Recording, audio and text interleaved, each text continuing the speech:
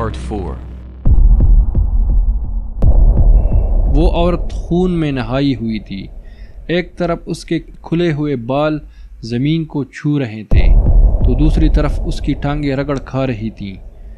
شیر نے عورت کو گردن سے پکڑ رکھا تھا اور آزاد ہونے کے لیے اپنی چھاتی پر ہاتھ مار مار کر چیخ رہی تھی.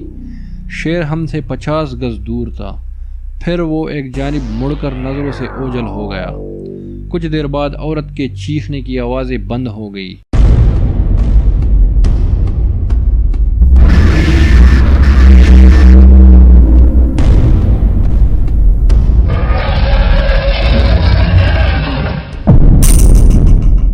ہم جھاڑیوں سے نکل کر اپنے راستے پر ہو لیے.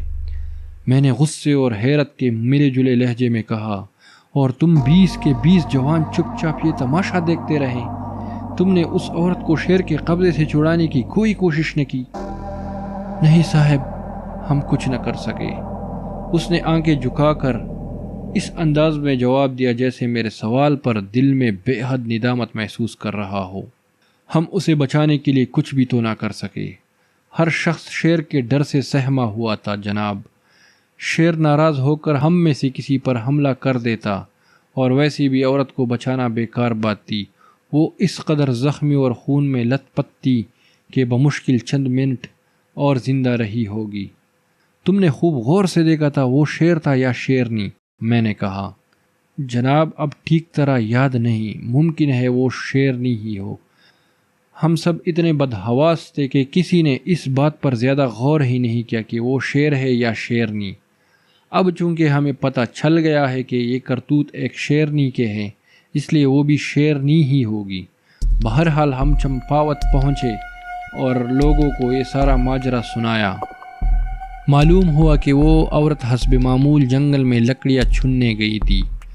اس کے ساتھ کئی اور عورتیں بھی تھیں.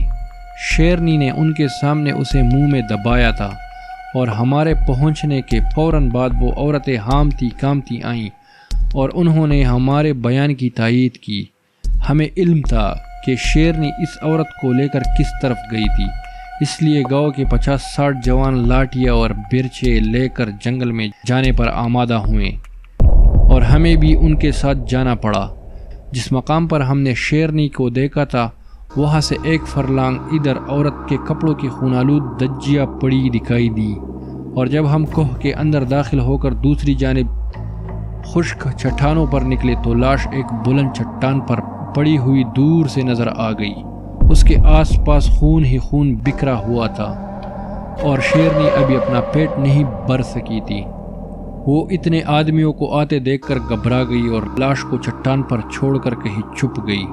صاحب جب ہم نے قریب سے لاش کو دیکھا تو رونگٹے کھڑے ہو گئے. وہ عورت نہیں، ایک 15-16 برس کی صحت مند لڑکی تھی، اور خون میں لت پت ہونے کے باوجود یوں نظر آتی تھی جیسے مری نہیں بلکہ میٹھی نیند سو رہی ہے. اس کے چہرے پر اس وقت بھی معصومیت طاری تھی. سب لوگوں نے اپنی آنکھیں بند کر لی، اسے کپڑے میں لپیٹا اور چمپاوت لے آئے.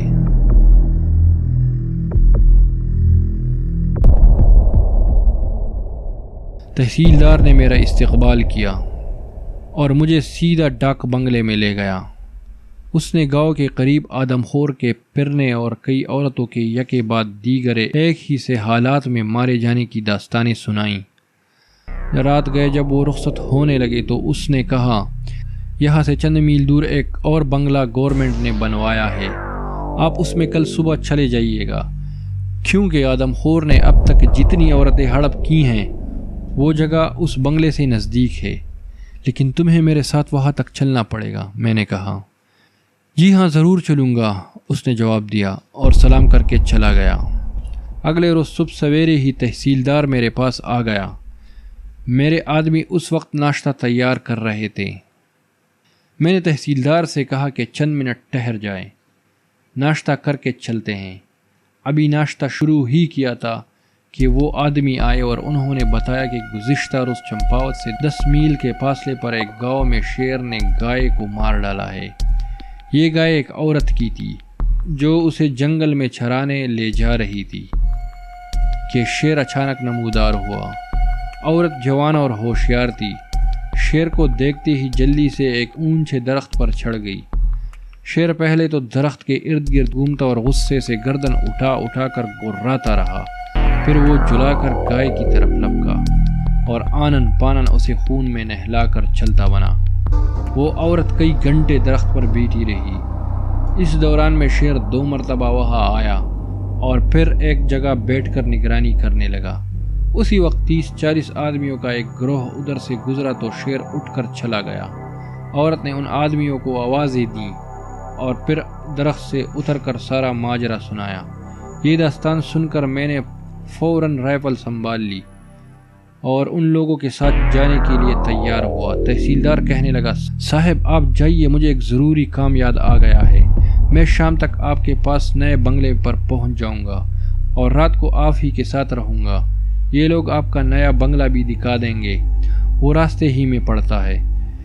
میں سمجھا شاید تحصیلدار صاحب آدم خور کے ڈر سے میرے ساتھ نہیں جا رہے، ورنہ عین موقع پر ضروری کام یاد آنا کیا معنی رکھتا ہے۔ میرے دونوں راہبر بہت تیز چلنے والے آدمی نکلے اور ان کی معیت میں نے 10 میل کا فاصلہ اتنے کم وقت میں طے کیا کہ آج بھی حیرت ہوتی ہے۔ وہ مجھے سیدھے گائے کی لاش پر لے گئے اور ایک نظر دیکھتی ہی مجھے اپنی مشقت پر افسوس ہوا، کیونکہ یہ شیرنی کی نہیں کسی چیتے کی حرکت تھی اور اسی کے پنجوں کی نشانات جا بجا نظر آتے تھے۔ مجھے حیرت تھی کہ یہ لوگ کیا واقعی اتنے سادہ لوح ہیں کہ شیر اور چیتے میں تمیز نہیں کر سکتے۔ بہرحال میں نے ان سے کوئی گلہ شکوہ نہ کیا، جیب سے کچھ روپے بطور انعام دیے اور انہی کے ساتھ واپس اپنے نئے بنگلے تک پہنچ گیا۔ اس آنے جانے ہی میں دن گزر چکا تھا۔ سورج غروب ہونے میں صرف 1 گھنٹہ باقی تھا۔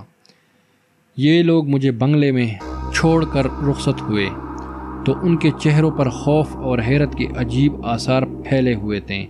مجھے بعد میں پتہ چلا کہ یہ بنگلہ آسیب زدہ تھا اور یہاں کئی پراسرار واقعات جنم لے چکے تھے۔ میں چند روز تک اس میں ٹھہرا اور جو کچھ مجھ پر بیتی وہ نہایت دلچسپ کہانی ہے۔ یہ آئندہ کسی موقع پر بیان کروں گا۔ میرے آدمی بھی تحصیلدار کے ساتھ آنے والے تھے، لیکن ابھی تک ان میں سے کسی کا کہیں پتہ نہ تھا۔ بنگلے کے بڈھے چوکیدار نے، جو خود اپنے پراسرار حلیے کے باعث ایک بوت نظر آتا تھا، مجھے بتایا کہ اس نے ایک شیر کو قریبی نالے سے پانی پیتے بارہا دیکھا ہے۔ یہ نالہ یہاں سے کتنی دور ہے؟ میں نے پوچھا۔ بالکل نزدیک ہے جناب، آئیے میں آپ کو دکھاؤں۔ میں اس کے ساتھ چل پڑا۔ کوئی 1-1.5 فرلانگ پر واقع ایک چھوٹا سا نالہ دکھائی دیا جس میں انتہائی گدلا اور بدبودار پانی بھرا ہوا تھا۔ معلوم ہوا کہ یہ پانی ایک قدرتی چشمے سے نکل کر اس میں جمع ہوتا رہتا ہے۔ نالے کے نرم کناروں پر شیرنی کے پنجوں کے تازہ نشان نظر آئے۔ میں تو چوکنا ہو گیا۔ میں نے چوکیدار کو ہدایت کی کہ فوراً بنگلے پر جائیں اور جب تک میں نہ آؤں وہی رکا رہے۔ اس دوران میں اگر میرے آدمی یا تحصیلدار صاحب آ جائیں تو انہیں بھی وہی روکے رکھے۔ چوکیدار نے سر ہلایا اور چلا گیا۔ میں نے نالے کی ارد گرد کی زمین کا بغور معائنہ کیا اور جو نتائج اخذ کیے ان کے مطابق یہ نالہ شیرنی کی پیاس صبح شام بجھاتا تھا، یا وہ 24 گھنٹوں میں ایک بار ضرور ادھر سے گزرتی تھی، کیونکہ نرم دلدلی زمین پر سوائے اس کے پنجوں کے نشانات کے کسی اور جانور کے وہاں نمودار ہونے یا آ کر پانی پینے کی کوئی علامت موجود نہ تھی۔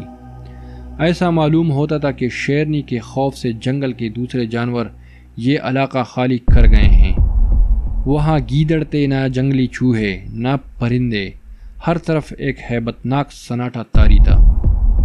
سورج غروب ہونے کے بعد میں واپس بنگلے پہنچا تو تحصیلدار میرے آدمیوں کے ساتھ وہاں آ چکا تھا۔ میں نے اسے دن بھر کی کارگزاری سے آگاہ کیا اور بتایا کہ بہرحال آج کی محنت اکارت نہیں گئی۔ نالے کے پاس شیرنی کے پنجوں کے نشانات میں نے دیکھ لیے ہیں۔ اب 2-1 روز کے اندر خدا نے چاہا تو اس کا خاتمہ یقینی ہے۔ میں نے جب تحصیلدار سے پوچھا کہ وہ کس جگہ سونے کا ارادہ رکھتا ہے تو اس نے آہستہ سے کہا، جناب میں یہاں نہیں سو سکتا، میں واپس اپنے گاؤں جاؤں گا۔ یہ سن کر میری آنکھیں حیرت سے کلی کی کلی رہ گئی۔ یہ شخص پاگل تو نہیں؟ خوب جانتا ہے کہ اس علاقے میں آدم خور شیرنی رہتی ہے اور کتنی ہی افراد کو ہڑپ کر چکی ہے۔ اس کے باوجود رات کے وقت جنگل میں سے تنہا گزر کر چمپاوت جانے کا ارادہ رکھتا ہے۔ میں نے اسے سمجھایا کہ رات کو جانا کسی طرح ٹھیک نہیں، صبح گجروم چلے جانا، مگر اس نے میری ایک نہ سنی اور کہا کہ وہ اپنے اس وعدے پر معذرت خواہ ہے جو اس نے رات کو میرے ساتھ بنگلے میں ٹھہرنے کے لیے کیا تھا، لیکن بعض وجوہ کی بنا پر وہ وعدہ پورا نہیں کر سکتا۔ میں عجیب شش و پنج میں پڑ گیا، کیا کروں کیا نہ کروں۔ ایسا نظر آتا تھا تحصیلدار کے سر پر قضا کھیل رہی ہے۔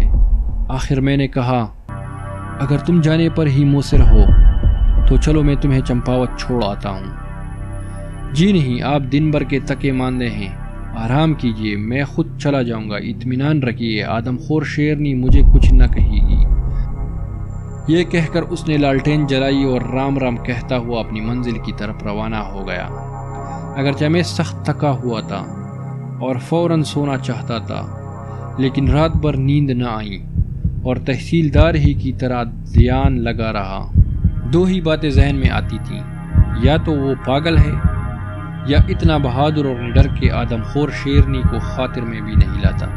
چمپاوت وہاں سے صرف 4 میل دور تھا، لیکن کون جانے وہ 4 میل طے کر بھی سکے گا یا نہیں۔